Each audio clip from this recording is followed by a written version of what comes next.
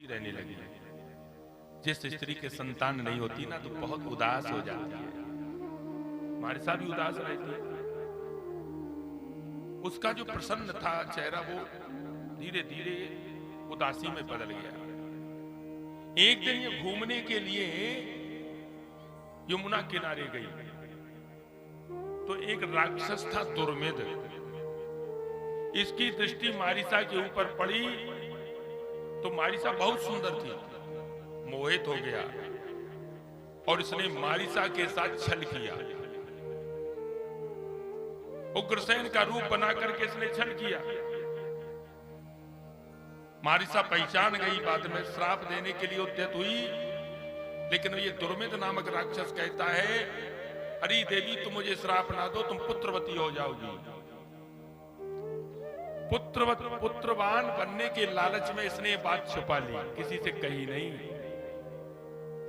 लेकिन जब इसने बालक को जन्म दिया तो विद्वान ब्राह्मण जनों ने महाराज उग्रसेन से कहा, इस बालक को अपने पास मत रखो, ये बालक राक्षस होगा, तुम्हारे कुल को कलंकित कर देगा, इसे यमुना में बहा दो। तो महाराज उग्रसेन ने उस बालक को एक कांसे के पात्र में रखकर पत्तों से ढककर जमुना जी में बहा दिया। वो बालक जमुना जी में बहता जा रहा है। वो जानते हो मथुरा से बहता बहता सूरसेन मंडल पहुंच गया। वहां कुछ सेवकों ने जब उस बालक को, उस पात्र को पकड़ा, पत्ते हटाए तो उसमें विचित्र बालक पड़ा है, अद्भुत बालक। उस बालक को उग्रसेन ने देखा तो उस बालक को कांसे के पात्र में बहता हुआ है ना, इसलिए उस बालक का नाम रखा गया कंस। कंस रखा गया उस बालक का नाम। और जानते हो उस समय उस बालक का उतने ही दिन का था जितने दिन के वसुदेव जी थे। एक पालने में कंस और वसुदेव जी को लिटाया गया। एक पालने में दोनों पालित हुए, एक साथ दोनों बड़े होने लगे, एक साथ खेलते हैं। लेकिन जब उग्रसेन के बहुत सालों तक कोई पुत्र न हुआ और नारद जी के द्वारा ने पता चला कि उनका एक बालक जो है ना वो महाराज सूरसेन के पास है, तो सूरसेन से कंस को मांग लाए। लेकिन ब्राह्मणों की वाणी असत्य थोड़ी हो सकती है। एक तो ये राक्षस था, राक्षस पुत्र था, अत्याचारी हो गया। इसने तपस्या की, शक्तियां प्राप्त की, बलवान हो गया, अनेक राजाओं को परास्त कर दिया। बड़े बड़े राक्षस इसके मित्र हो गए। अगासुर, बकासुर, सक्टासुर, व्योमासुर, पूतना इसके मित्र है। इस कंस का विवाह जरासंध की दो बेटियों से हो गया, आस्ती और प्राप्ति। अत्याचारी है, दुष्ट है, लेकिन ये अपनी बहन देवकी से, चचेरी बहन देवकी से बहुत प्रेम करता है। इसके अत्याचार से पृथ्वी घबरा गई। रोते रोते भगवान ब्रह्मा जी के पास गई। ब्रह्मा जी ने भगवान से प्रार्थना की। भगवान ने कह दिया, अरे पृथ्वी घबराओ मत, मैं जन्म लूंगा, मैं जन्म तो लूंगा वसुदेव देवकी के यहाँ कारागार में, लेकिन पहुंचूंगा गोकुल, नंद बाबा यशोदा के यहाँ। जब सुना ना, वेदों ने सुना तो वेद दौड़ पड़े। वेद की ऋचाओं ने सुना, श्रुतियों ने सुना, उपनिषदों ने सुना, सब दौड़ करके जानते हो कहां पहुंच गए? गोकुल में। कोई गोपी बन गया, कोई गोप बन गया, कोई ग्वाल बन गया, कोई बछड़ा बन गया, कोई गाय बन गया, कोई वहां वृक्ष बन गया, कोई वहां पत्थर बन गया, कोई लता बन गया कि मेरे गोविंद आने वाले हैं, परमात्मा आने वाला है। जानते हो गोप गोपियां कोई साधारण जीव नहीं है। वेद की ऋचाएं, वेद के मंत्र हैं, उपनिषद हैं। और यहां इस कंस ने अपनी बहन, प्यारी बहन देवकी का विवाह वसुदेव जी से निश्चित किया। बारात आई, सारे विवाह के कार्य होकर जब विदा लेकर जा रहा था, अपनी बहन को एक रथ पर बिठाकर स्वयं सारथी बनके रथ को हाँक रहा था कि उसी समय आकाशवाणी हुई, अरे कंस पथि प्रेणम कंसमा भात्याः शरीरवाक असत्वा अष्टमो गर्भो हन्तायां बहिषे बुधो।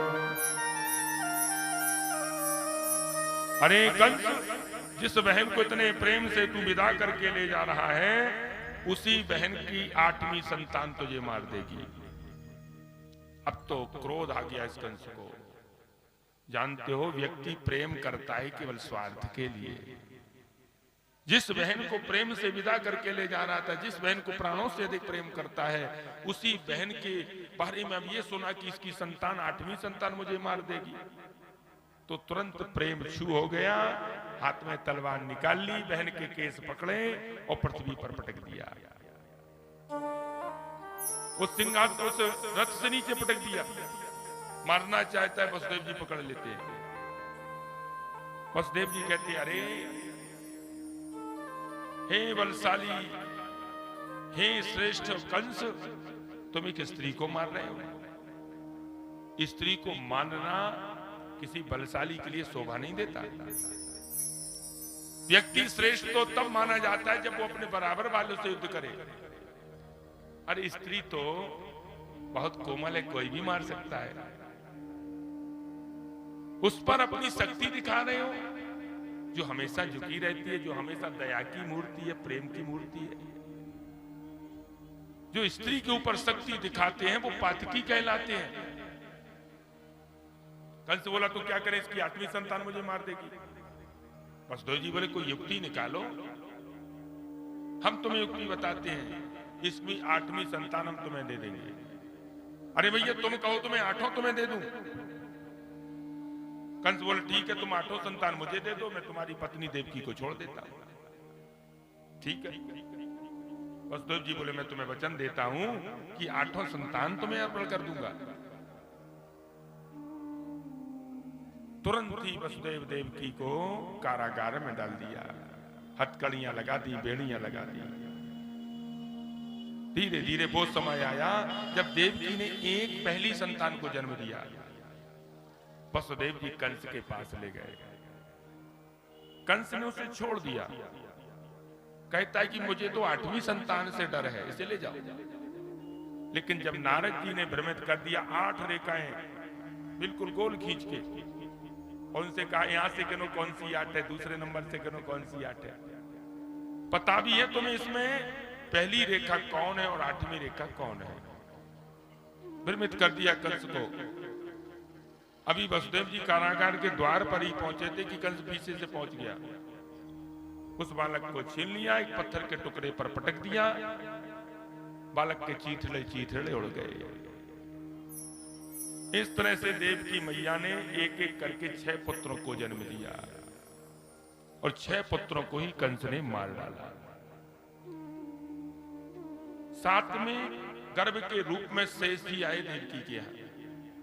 तो भगवान ने अपनी माया को आदेश दिया, ओ माया देवी, तुम जाओ और मेरी मैया देवकी के गर्भ में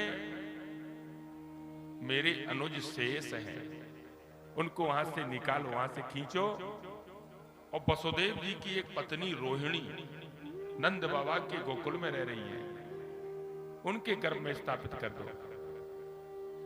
और इसके बाद तुम्हें जन्म लेना पड़ेगा यशोदा की यहाँ बेटी के रूप में। और वहां जब मैं आऊं ना, तो ऐसी माया फैलाना कि कोई जागे ना, सब सो जाएं, और हमारी तुम्हारी अदला बदली होगी, विनिमय होगा। मैं पहुंचूंगा गोकुल और तुम आओगी मेरे कारागार मथुरा में। ऐसा करोगी तो लोग तुम्हारी पूजा करेंगे। देवी, कोई तुम्हें अंबा कहेगा, कोई अंबिका कहेगा, कोई अंबालिका कहेगा, कोई शारदा कहेगा, कोई शीतला कहेगा। माया ने यही किया। 7वें गर्भ को खींचा, रोहिणी के गर्भ में स्थापित किया।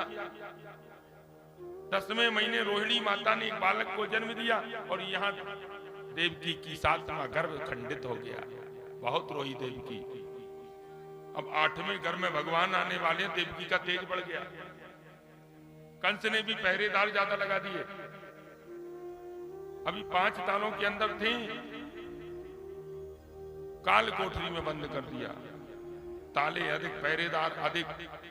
धीरे धीरे समय निकलने लगा, 9 महीने बीते। वो समय आया भादों का महीना, कृष्ण पक्ष की अष्टमी तिथि, बुधवार का दिन, रोहिणी नक्षत्र, वृक्ष का चंद्रमा। जानते हो जब भगवान का जन्म होना है ना, भादों में नदियों का जल कैसा होता? बिल्कुल मैला पीला जल होगा। लेकिन ध्यान देना मेरे बंधुओं, उस दिन नदियां भी नद्याः प्रसन्न सलिलाः, नदियों का जल भी बिल्कुल निर्मल है।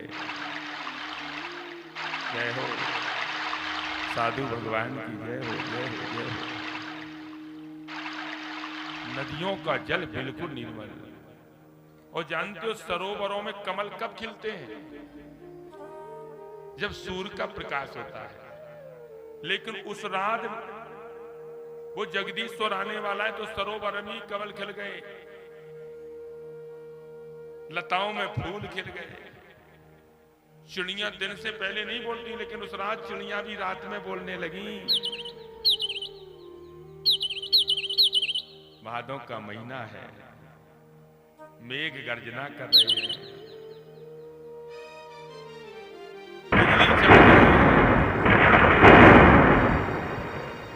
जल बरसने लगा है।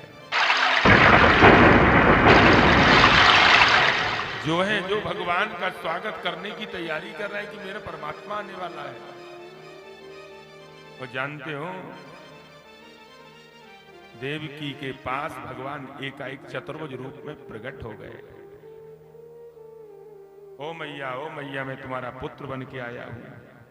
देवकी ने आंख खोली तो देखा सामने चतुर्भुज नारायण खड़े हैं। रोने लगी, क्यों आए हो? आप भी अगर मेरे पुत्र बनोगे तो वो कंस आपको भी मार देगा। नहीं मैया, मैं कंस से मरने वाला पुत्र नहीं हूं, मैं कंस को मारने वाला पुत्र हूं। जब तुम प्रश्नी थी ना, बाबा वसुदेव प्रश्नी नाम के वसु थे और तुम सुतपा नाम की उनकी स्त्री थी, तो तुमने बहुत तप किया और मांगा कि मेरे समान पुत्र हो। तो मेरे समान तो संसार में कोई है नहीं, इसलिए मैं ही तुम्हारा पुत्र बन के आ गया। देवकी बोली, कहीं ऐसा पुत्र होता है? नहीं मैया, मैं बालक बनूंगा, लेकिन एक बात कहना चाहता हूं, मैं जन्म तो तुम्हारे यहां ले रहा हूं, लेकिन मुझे भेज देना नंद बाबा के गोकुल में। देवकी ने हथकड़ियां देखी, बेड़ियां देखी। मैया चिंता ना करो, जहां मैं होता हूं वहां संसार का कोई बंधन नहीं रहता, सारे बंधन टूट जाते हैं। और जानते हो भगवान ने बालक रूप धारण कर लिया। बोलिए बाल कृष्ण लाल की जय हो। हरे स्वागतम कृष्ण,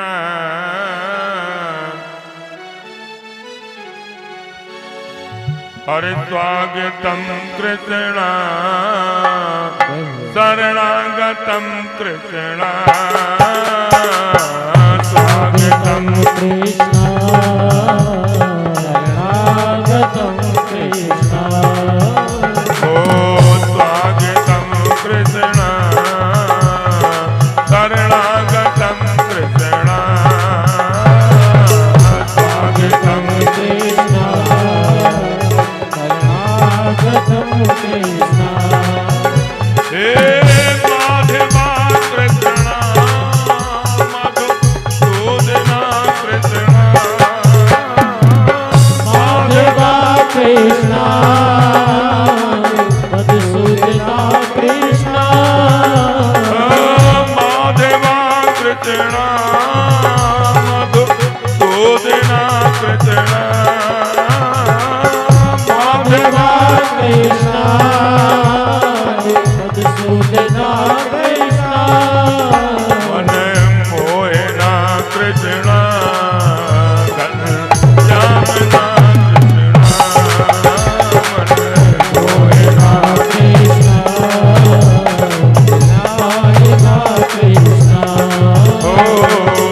स्वागतम कृष्ण, शरणागतम कृष्ण,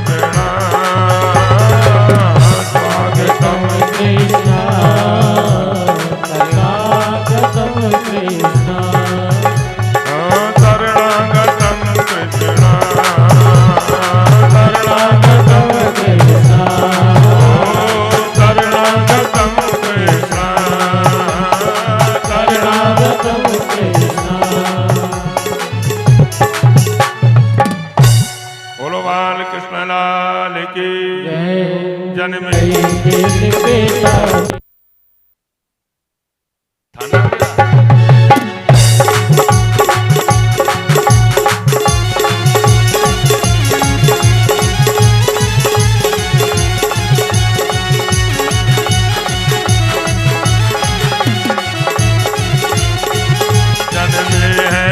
भगवान जेल दरम्यान मुरलिया वाले खुल गए जेल के ताले।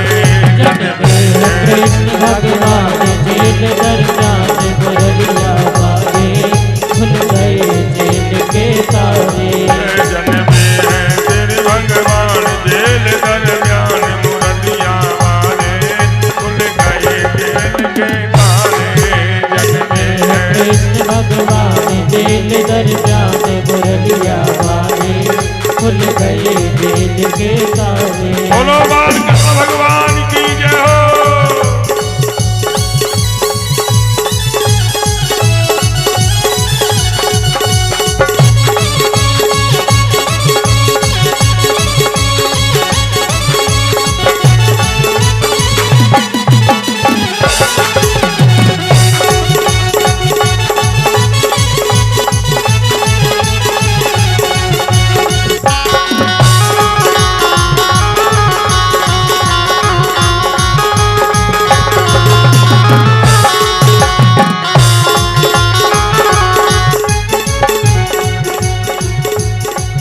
योगी ने पति जगाए हैं जगाए हैं।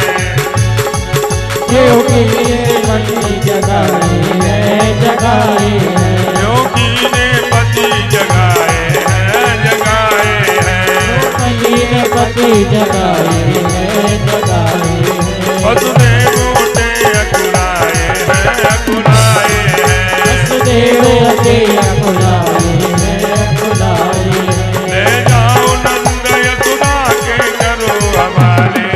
खुल गए जेल के ताले ले जाओ नंद के ताले करो हमारे खुल गए जेल के ताले।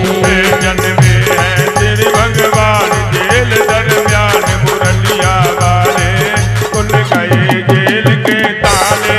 जन्मे हैं भगवान जेल दरम्यान मुरलिया वाले खुल गए जेल के ताले। जय हो बाल कृष्णलाल की जय हो।